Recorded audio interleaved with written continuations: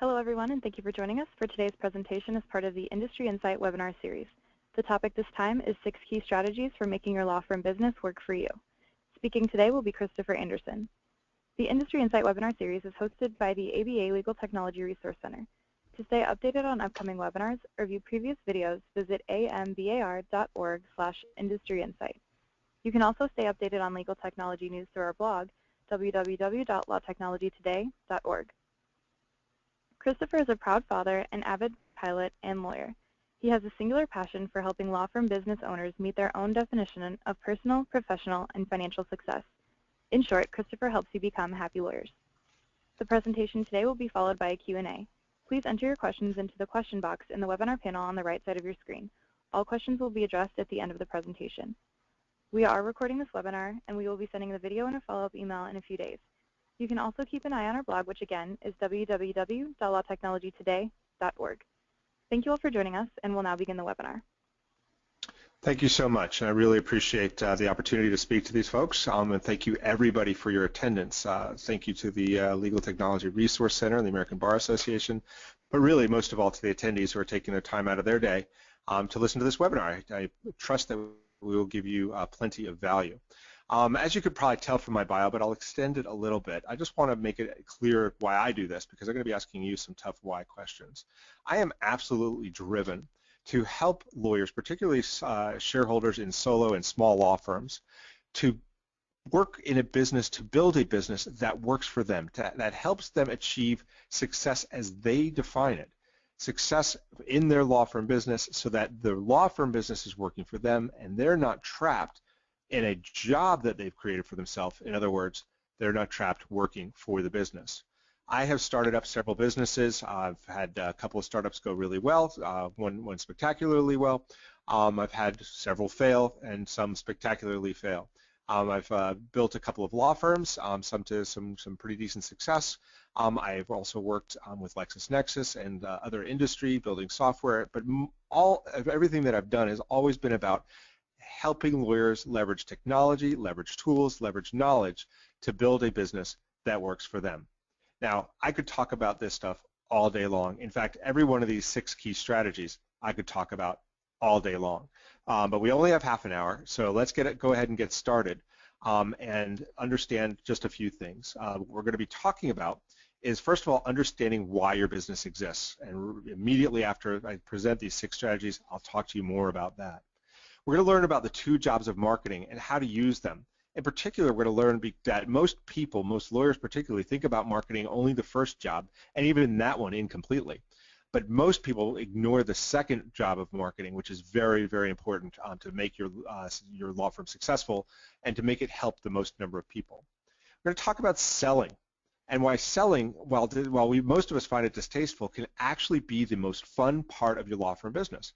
It is fun once you learn what selling really is. It's about profit. It's about making a profit for the people that hire you. It's about making a profit for your clients. In that way, selling is just about helping your clients understand how they can make a profit or not working with you. Selling is something we do for our clients. It in and of itself will help them think about their problems in a way they never have before, will give them value whether or not they decide to do business with you. We're going to talk about building a factory where you would want to work, about putting together the policies and the procedures, the tools, the people, everything put together to be a place that delivers the law firm services that you sold in a place that you would actually like to work. We're going to talk about learning to stop doing what we shouldn't be doing, about delegation and the proper way of delegation and the disastrous way that many of us do delegate. And finally, we're going to talk about minding your own business.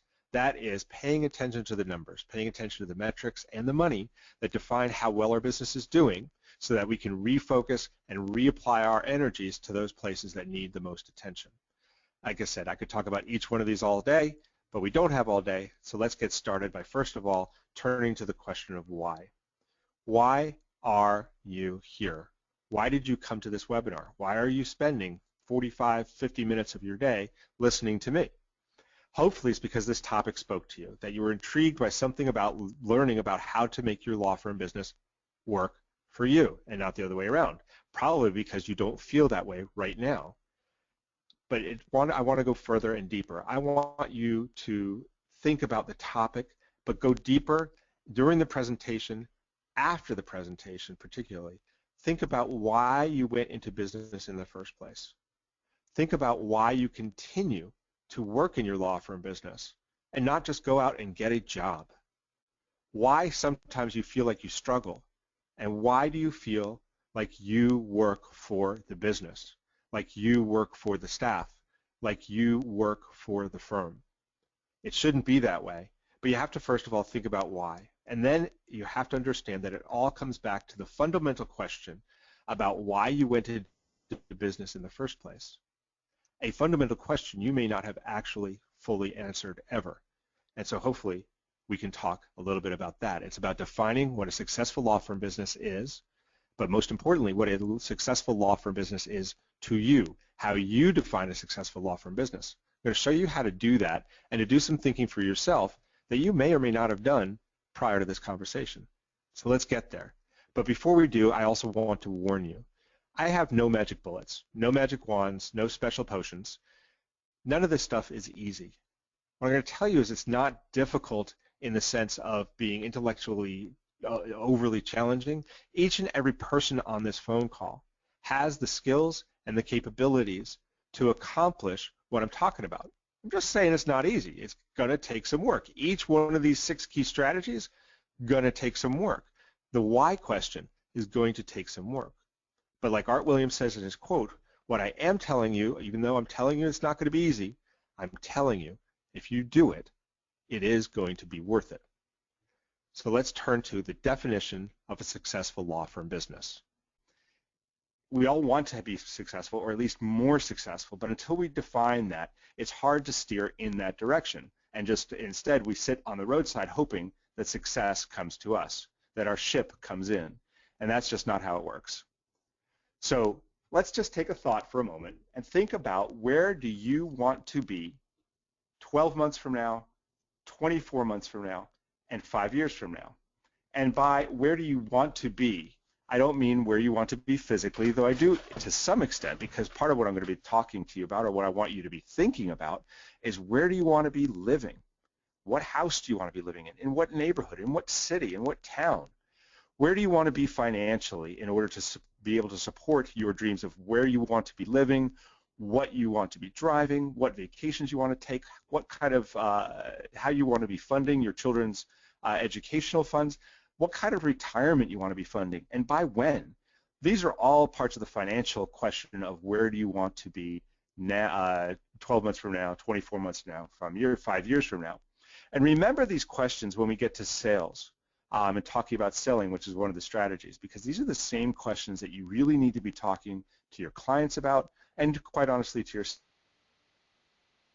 staff about. But for now, let's just talk about you. Where do you want to be 24 months from now? Financially, I already described that. So when we talk about financially, we're talking about what kind of income do you want to be taking home? What kind of retirement, what kind of home, what kind of investments do you want to be making? What kind of toys and leisure and fun do you want to be having?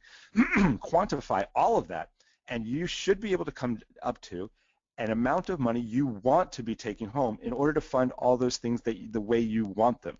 Not the way you'll tolerate them, not the way that you've been told that you can afford them, not even the way you've been told a lawyer, a single shareholder, or a solo, or a small firm lawyer, or a lawyer in your practice area should be able to afford, but what you want. And then do the same exact thing for your personal, your time. Where do you want to be personally? What do I mean by where do you want to be personally? What I mean by personally is, how do you want to be spending your time that you're not spending working in your business? How do you want to spend them on family relationships, more health and fitness activities? Do you want to spend more time on spirituality and faith, on hobbies that you've been ignoring for a long time? Do you want to do volunteer work? Do you want more free time? Do you want to be making a difference in the world, making a contribution?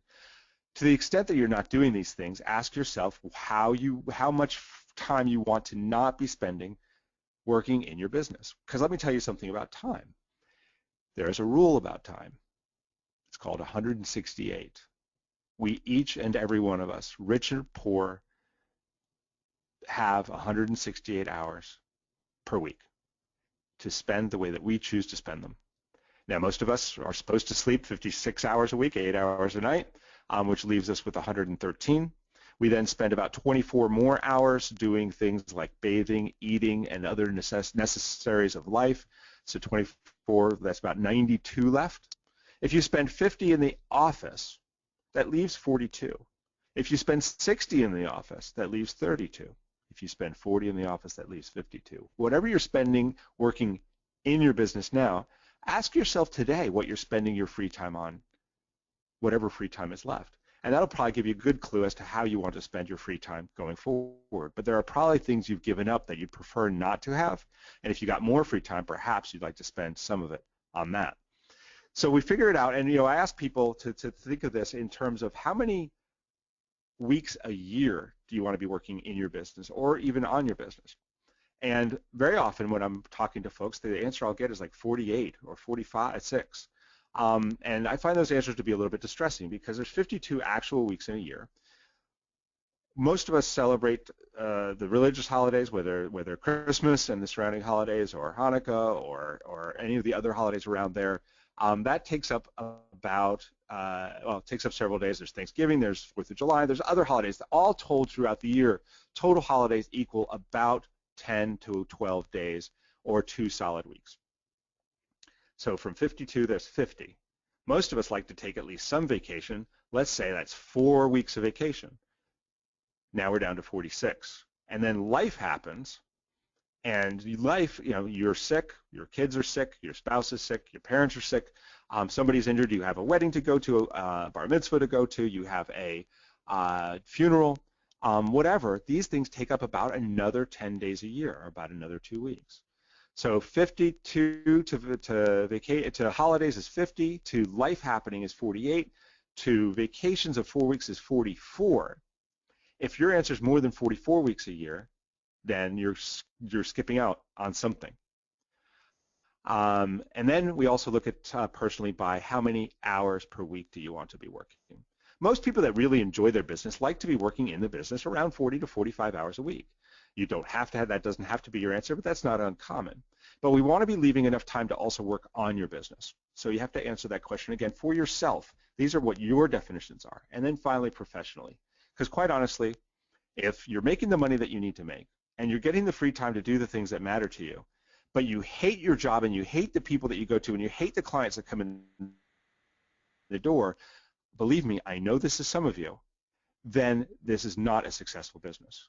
You have to define what a successful business is for you professionally. Write it down. You write down the answers to all these so that we can steer the ship towards those answers. Now, this is something I could spend an hour with you just to get started. And then this is, again, something that you need, to do financially. You need to go look at the houses. You need to drive the cars. You need to check out the vacation brochures. You need to do the retirement planning. You need to do the educational planning to really come up with this number. This is the work of several weeks, but it's really important that you do it because the rest of what I'm going to talk about doesn't make sense if you can't define that. Now that we know what the definition of a successful law firm is, let's make sure that we're really clear what the business of a law firm is, because there's a lot of confusion around this. When I ask people what the business of a law firm is, I get a lot of answers. It's to help people. It's to go to court. It's to make money. It's to make a profit. It's to change the world. It's to to employ the people that work there. And the list goes on. And none of these are the business of a law firm. The business of a law firm is very simple. It is to sell and deliver legal services, and that's it. That is the business of a law firm. All the other things that a law firm does are effects of this business, and there are jobs in the law firm. The job of the lawyer is to help people and go to court and provide the services that are in the business. The job of the support staff is to answer the phones, prepare the pleadings, schedule appointments, collect fees. The jobs of management are to run the business, to do the marketing, to do the billing. And the business of a law firm is to sell and deliver the legal services.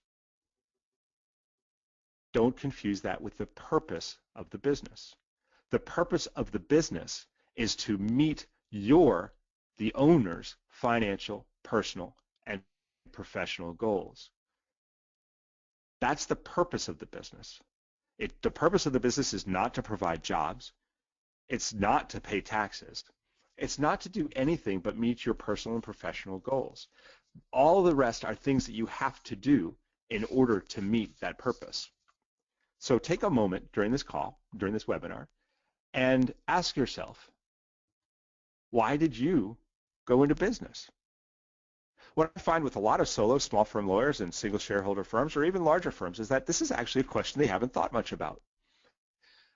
They one day decided to hang a shingle to get some more independence, to be able to make their own rules, to be their own boss or whatever it is, but they didn't really think about why they went into business, because we called it a practice.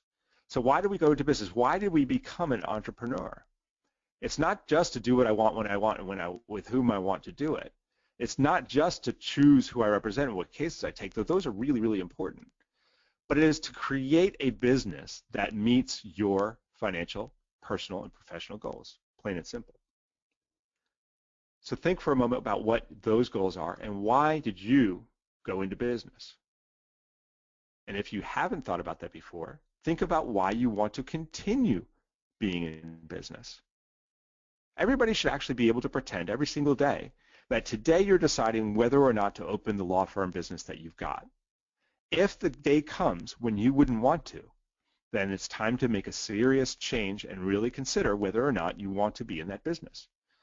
It's always possible, instead of saying, I don't want to be in that business, so I'll shut it down, to say, no, I want to be in a different business, a better business, a business that works for me. Because at the end of the day, you need to answer this question. My business exists to give me the blank to 1, 2, 3, 4, 5 to do what?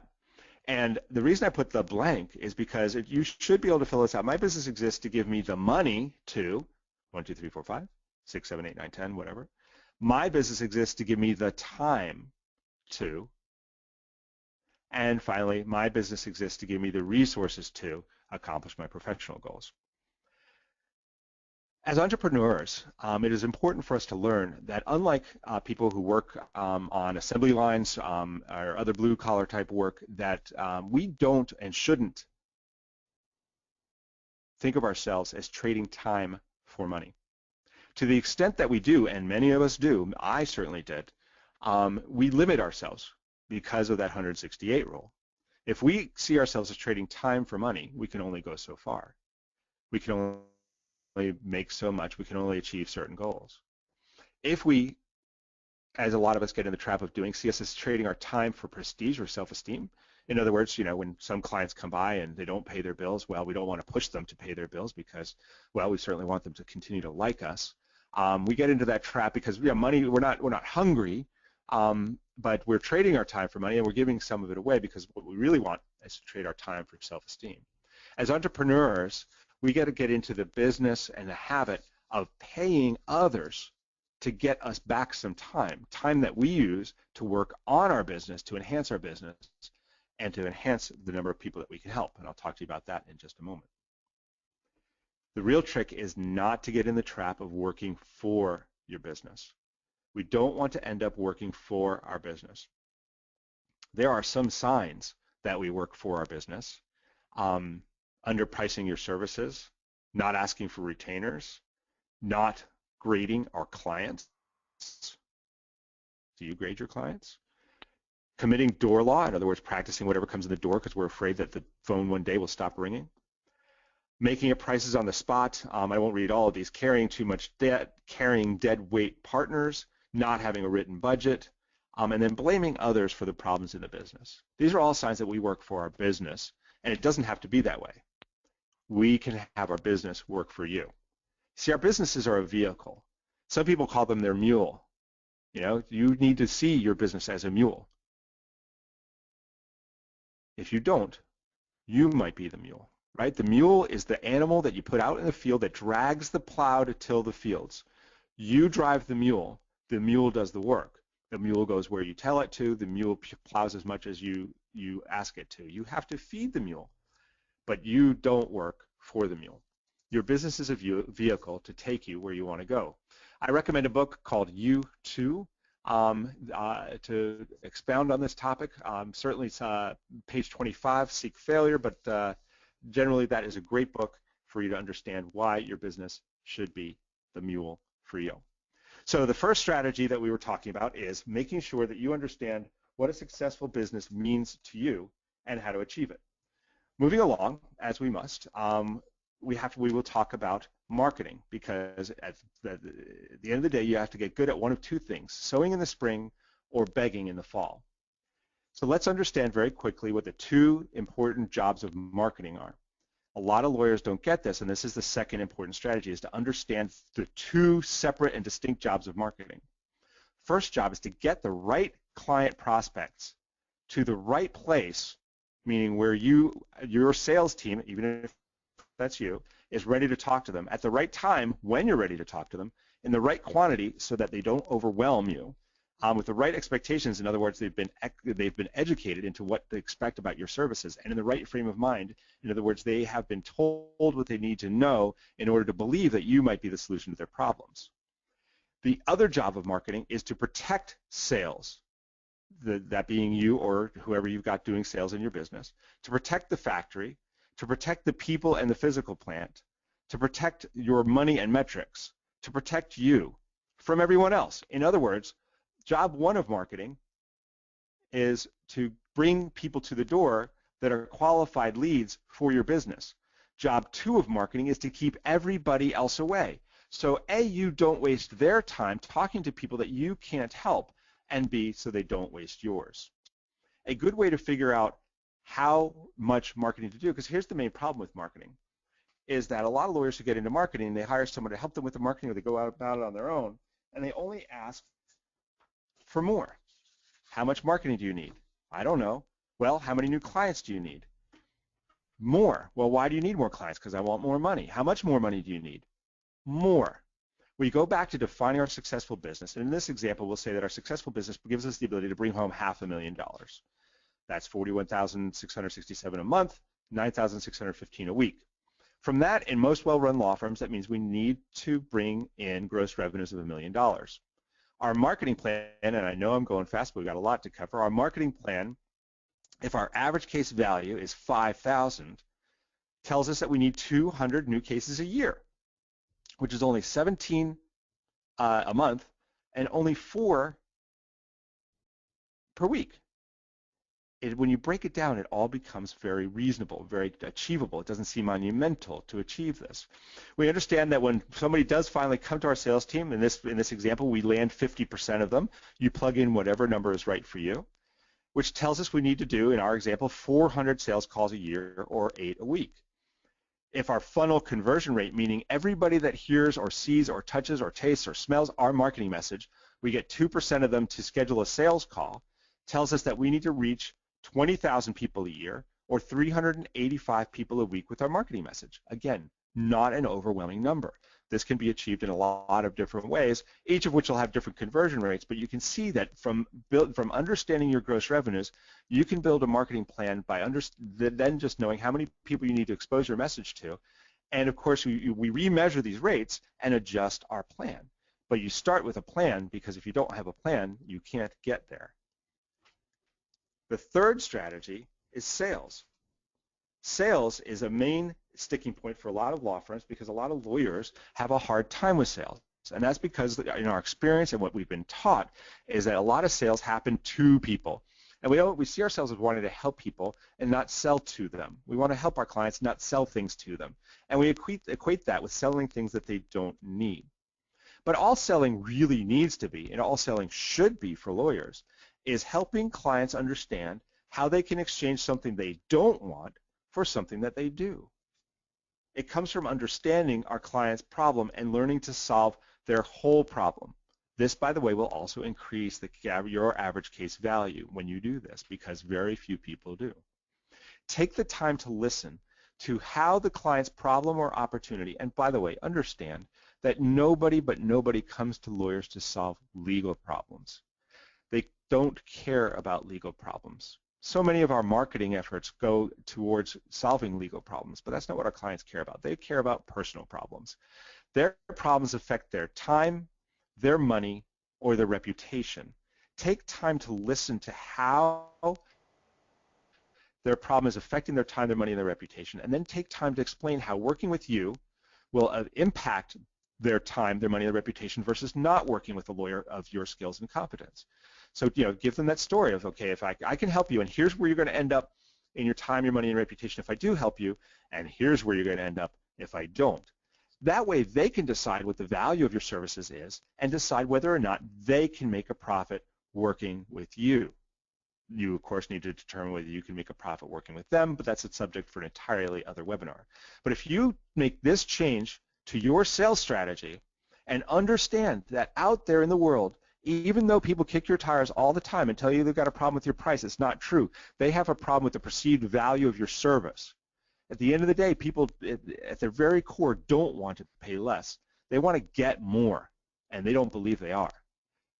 Change your way of thinking, change your way of listening, and change your way of reflecting, and you'll see a huge change in your ability to sell. And that's our third strategy. It's all about helping people make an intelligent, rational, informed decision. You're just helping give them the information. The decision is theirs, and you want them to make it. These shifts alone can help take a lawyer from struggling or getting by to thriving, as long as you take 100% responsibility for the results and the outcomes and the actions that you're going to take based on these first three strategies and the ones about to come up. The fourth strategy is don't work for your practice. Don't be the mule. How do you know if you're working for your practice? Well, we went over a list earlier, and so I commend you back to that list. But so what I want to talk about is what you can do to not work for your practice. The first thing is to build a factory where you would want to work. And by a factory, I don't mean a physical place where people are sewing like in this picture. By a factory, I mean the place where the work gets done, plus the tools that you use to get the work done, plus the people that use those tools to get the work done. Okay, that's the factory. The factory is where the work gets done and how the work gets done. The people and the tools, also known as the physical plant, the building, the computers, the policies, the procedures, the software, everything. Build it as a place where you would want to work, that you would want to work in, because in that way you're going to be able to recruit and get people to work there for you, get there to work for the business. And then understand how you can get the leverage that you need, get the people working in the business to relieve you from working in the business so you can work more on the business. And that's all about delegation. And the fundamental thing, this is the fifth item that lawyers can learn and understand, is that delegation is not abdication, and that you cannot delegate responsibility. You can only delegate authority, not responsibility. Wherever you've seen a lawyer yelling at somebody else, wherever you've seen a lawyer saying these words, yeah, I've tried to hire staff before, it didn't work out, he, she screwed it all up, and I'm not going through that again. You've met a lawyer who either abdicated or tried to delegate responsibility. By abdication, I mean, hey, thank you for joining this firm. Here's your job. Have a nice day. Make sure you don't screw it up. That's abdication. Delegation of responsibility is much akin to that. Delegation of authority sounds a lot different. It is, hello, person. Here is the policy, and the policy, which means why we do this, the procedure, how we do this. Here are examples of what a good job doing this looks like. Here are templates that you can use to achieve this. And altogether, what this is a system that I give to you.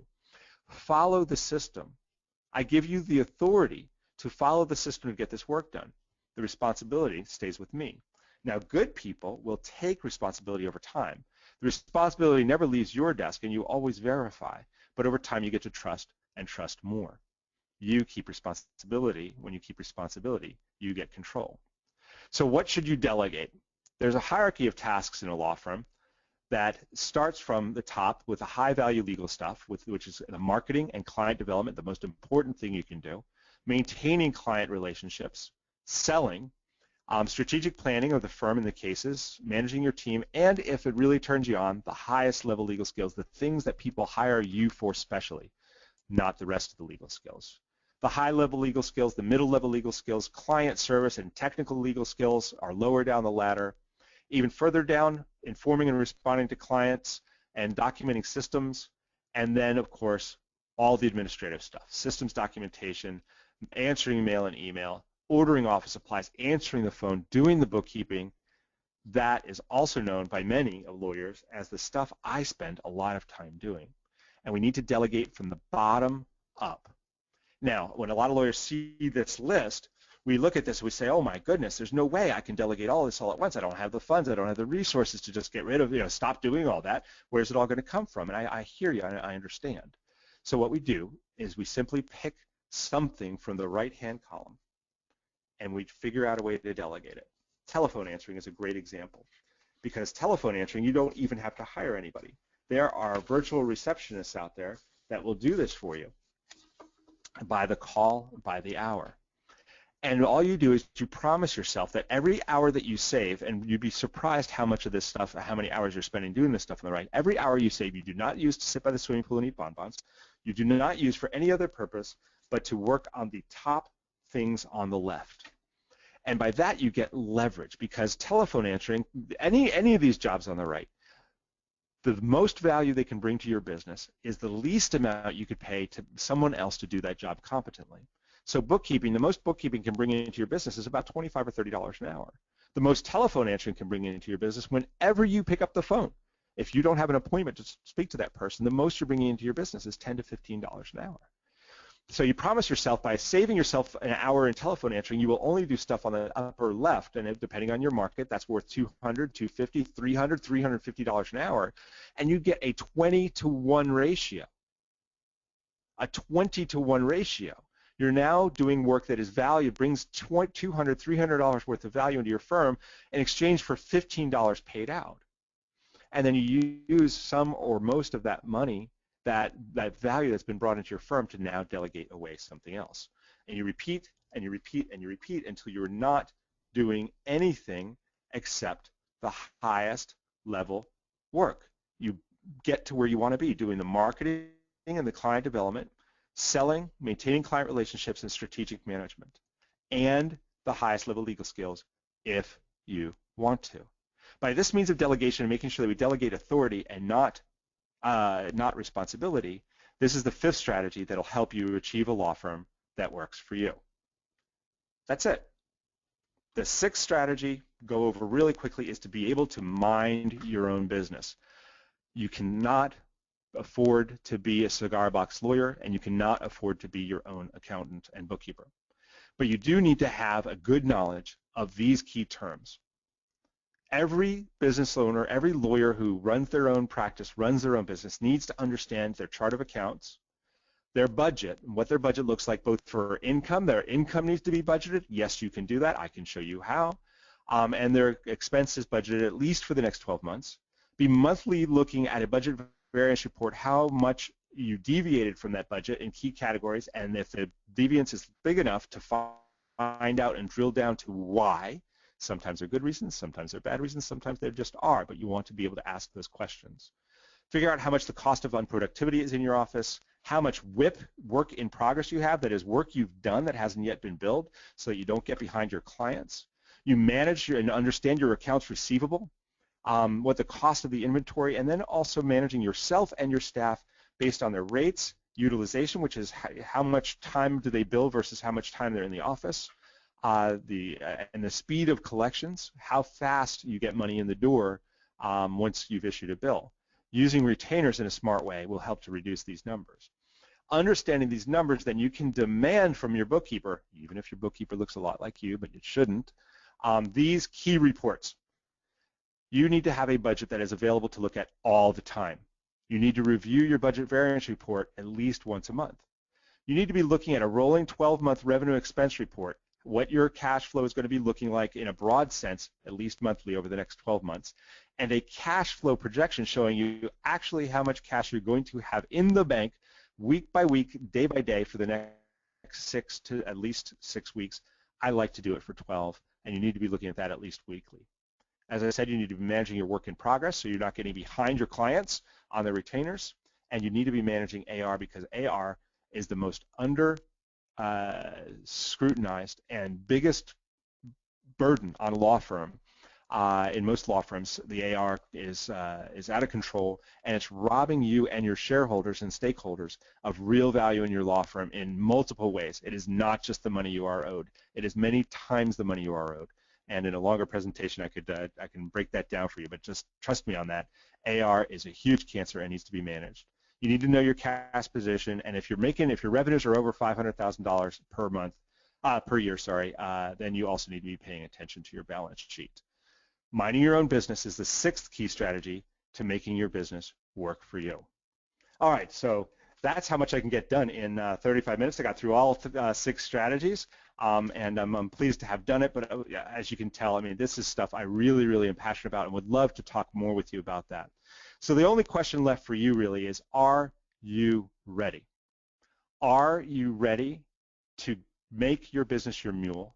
Are you ready to think about what a successful law firm business looks like for you? And are you ready to go out there and do what it takes to achieve it? Are you ready to do as entrepreneurs do and live for the next couple of years the way most people won't, so you can live the rest of your life the way most people can't? My name is Christopher Anderson. The business is How to Manage a Small Law Firm. We help lawyers become happy lawyers by helping them answer these questions and move forward. Feel free to get in touch with us, and we'll now open up the lines for Q&A. So I'll ask Rose to come back on and let me know what questions we might have that I can help answer.